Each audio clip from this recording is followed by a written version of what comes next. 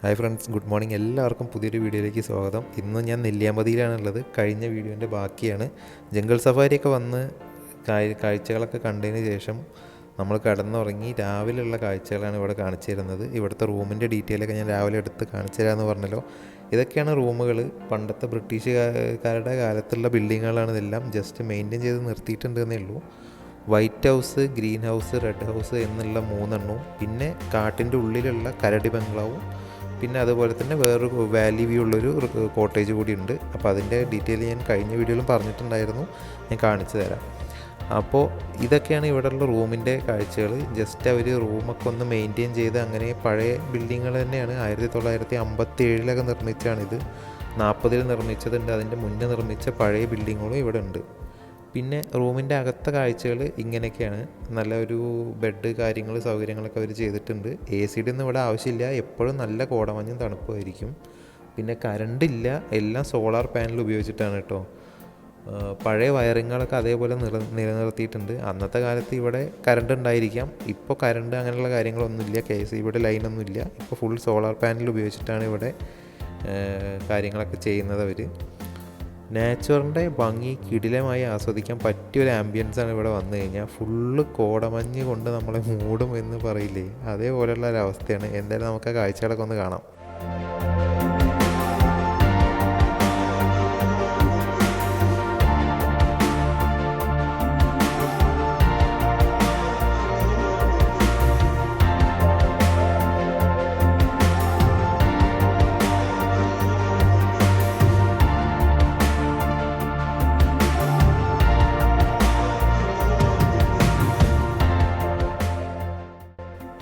എന്താല്ലേ, പ്രകൃതിയുടെ ഈ ഭംഗിയൊക്കെ ആസ്വദിച്ച് നടക്കാൻ പ്രത്യേക ഒരു ഫീല് തന്നെയാണ്. അത് പറഞ്ഞറിയിക്കാൻ പറ്റില്ല. ഇവിടെ വേറെ പുറം ലോകമായിട്ട് യാതൊരു ബന്ധമില്ല. കറക്റ്റ് കാടും നമ്മളും.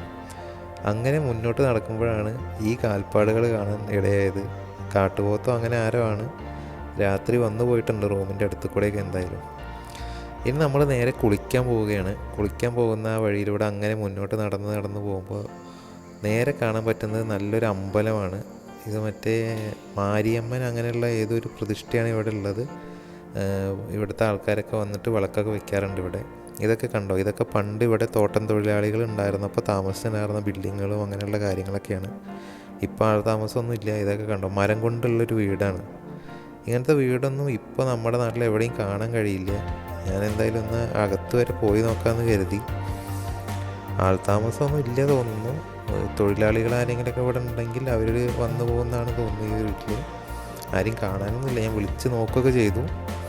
എന്തായാലും നമുക്ക് മുന്നോട്ട് നടക്കാം. നല്ലൊരു ഫീല് തന്നെയാണ്, നല്ലൊരു വ്യൂ തന്നെയാണ് കാണാൻ കഴിയുന്നത്. അതിൻ്റെ ഇടയിൽ വെള്ളച്ചാട്ടമുണ്ട്, അങ്ങോട്ടാണ് നമ്മളിപ്പോൾ പോകുന്നത്.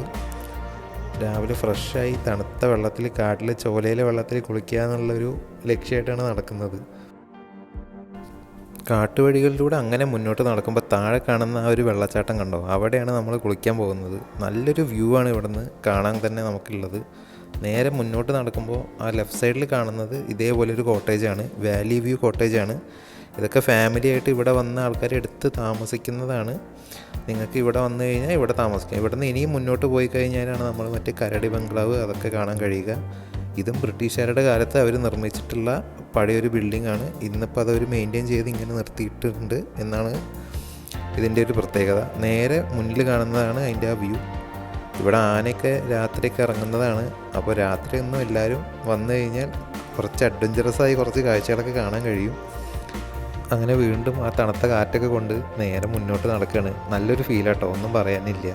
ഇവിടുന്ന് ഷോളിയൂർക്കും ഈ കാട്ടിലൂടെ നടന്നു പോകാനുള്ള വഴിയുണ്ട്. പക്ഷേ നമുക്ക് പോകാൻ പറ്റില്ല, ഫോറസ്റ്റിൻ്റെ ആൾക്കാർക്ക് മാത്രമേ ഉള്ളൂ. വീണ്ടും ഇവിടെ കാൽപ്പാടുകളൊക്കെ കാണാനുണ്ട്.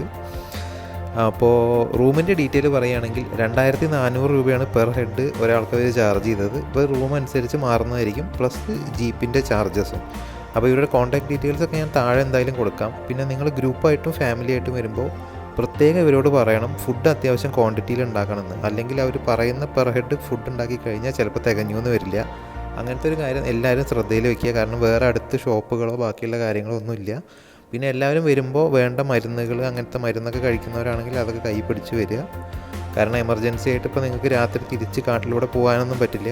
അപ്പോൾ ഒരു ദിവസത്തെ സ്റ്റേ കണക്കാക്കിയിട്ട് എല്ലാവരും വരിക, നല്ലപോലെ എൻജോയ് ചെയ്യുക. അപ്പോൾ നമ്മളിനി കുളിക്കാനുള്ള പരിപാടിയിലാണ്. നല്ല തണുത്ത വെള്ളമാണ് കേട്ടോ. ആ വെള്ളമൊക്കെ വന്നിട്ട് തൊടുമ്പോൾ തന്നെ അത്രയും ആ ഒരു പ്രത്യേക ഒരു ഫീലാണ്. കാട്ടിൽ നിന്ന് മേലിൽ നിന്ന് ഇറങ്ങി വരുന്ന വെള്ളമാണ്. ഇവിടെ കണ്ടോ ആനപ്പിണ്ടൊക്കെ ഉണ്ട്. ആനകളൊക്കെ വന്ന് വെള്ളം കുടിച്ച് പോണ സ്ഥലമാണെന്ന് അതോടെ വ്യക്തമായി. അപ്പോൾ ഇനി നമ്മൾ കുറച്ചുകൂടി കുളിയൊക്കെ കഴിഞ്ഞ് ഇറങ്ങിയപ്പോൾ കാണുന്നതാണ്. കണ്ടോ കാട്ടിലെ ഓറഞ്ച്, നല്ല ഫ്രഷ് ഓറഞ്ചാണ്. ഇതൊക്കെ പണ്ടത്തെ കാലത്ത് തോട്ടമായപ്പോൾ ആ സമയത്ത് ഇവിടെ നട്ട മരങ്ങളാണെന്ന് തോന്നുന്നു. ഇപ്പം മെയിൻറ്റെയിൻ ഒന്നും ചെയ്യുന്നില്ല. എന്തായാലും നമുക്ക് നോക്കി നോക്കാം.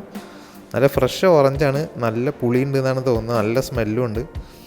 അപ്പോൾ എന്തായാലും ഇനി അതൊക്കെ ഒന്ന് ട്രൈ ചെയ്ത് തിരിച്ച് ബ്രേക്ക്ഫാസ്റ്റ് കഴിച്ച് നമ്മൾ ഇവിടെ നിന്ന് ഇറങ്ങുകയാണ്. അപ്പോൾ ഈ വീഡിയോ ഇഷ്ടമായിച്ചാൽ നിങ്ങളുടെ ഫ്രണ്ട്സിനൊക്കെ ഷെയർ ചെയ്ത് കൊടുക്കുക. ഇതൊരു പുതിയ ഇൻഫോർമേറ്റീവ് വീഡിയോ ആയിട്ട് തോന്നുന്നുണ്ടെങ്കിൽ എല്ലാവരും സബ്സ്ക്രൈബൊക്കെ ചെയ്ത് നമ്മുടെ കൂടെ കൂടുക. അപ്പോൾ ഇനി അടുത്തൊരു ട്രാവൽ വീഡിയോ ആയിട്ട് നമുക്ക് കാണാം. നമ്മൾ തിരിച്ച് വണ്ടിയിൽ കയറി തിരിച്ച് ടൗണിലേക്ക് ഇറങ്ങുകയാണ്, നെല്ലിയാമ്പതിക്ക്. കൂടുതൽ അടിപൊളി വീഡിയോസായിട്ട് വരുന്നവരെ എല്ലാവർക്കും ഒരുപാട് നന്ദി വീഡിയോ കണ്ടതിന്. അപ്പോൾ ഇനി അടുത്ത വീഡിയോയിൽ കാണാം. Thanks for watching.